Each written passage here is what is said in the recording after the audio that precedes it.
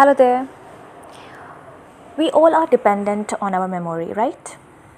But a memory can trick us too sometimes. Forgetfulness is very common, but this forgetfulness sometimes put us in a tight spot.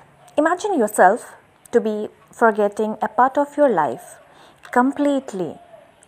What will happen to you?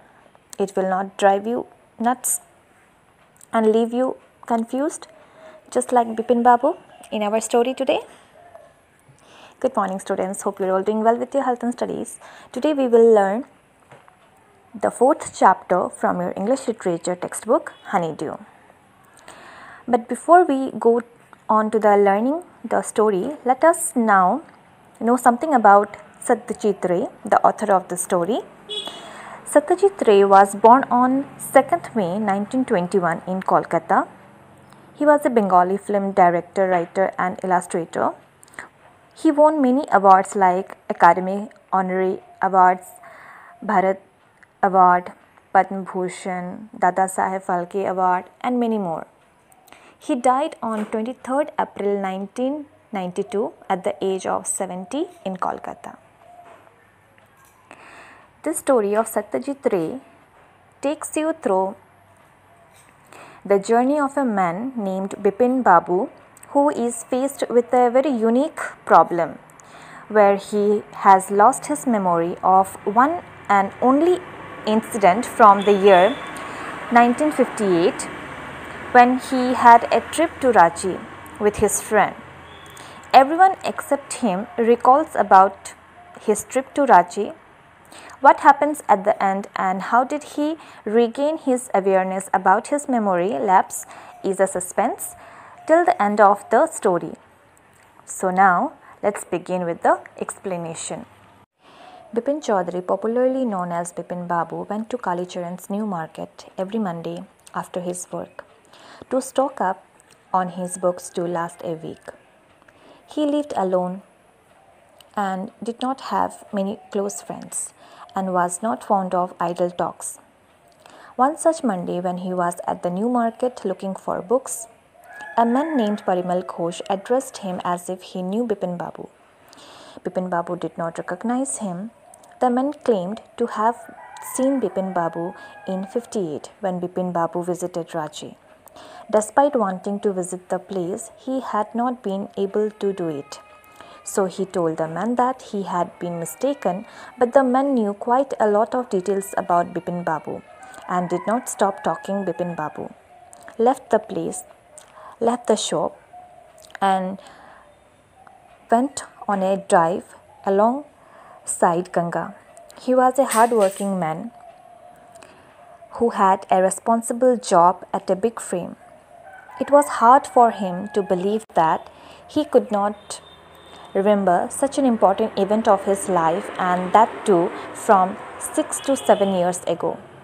He did not want to think about what the man had said, but could not stop doing so. He thought of visiting his friend Dinesh Mukherjee, who the man said was there on the trip with him.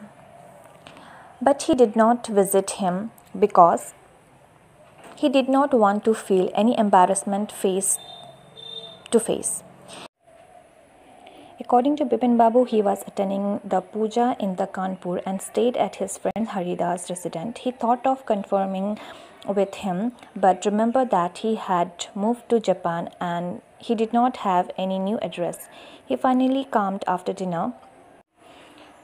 It was only the next day in the office before lunch that he thought of clearing this on call with Dinesh Mukherjee. Dinesh also told him that they both went on a trip to Ranchi in October 58. Bipin got more worried. On that very evening, an old friend of his named Chunni Lal visited him. Bipin Babu knew that he had come to ask for help for a job which Bipin Babu had told him that there was very little hope for.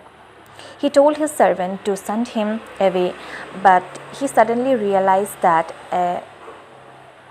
he could ask Chunni Lal about his trip. Chunni Lal too remembered that the trip, and he claimed to have booked his ticket to Ranchi for the same.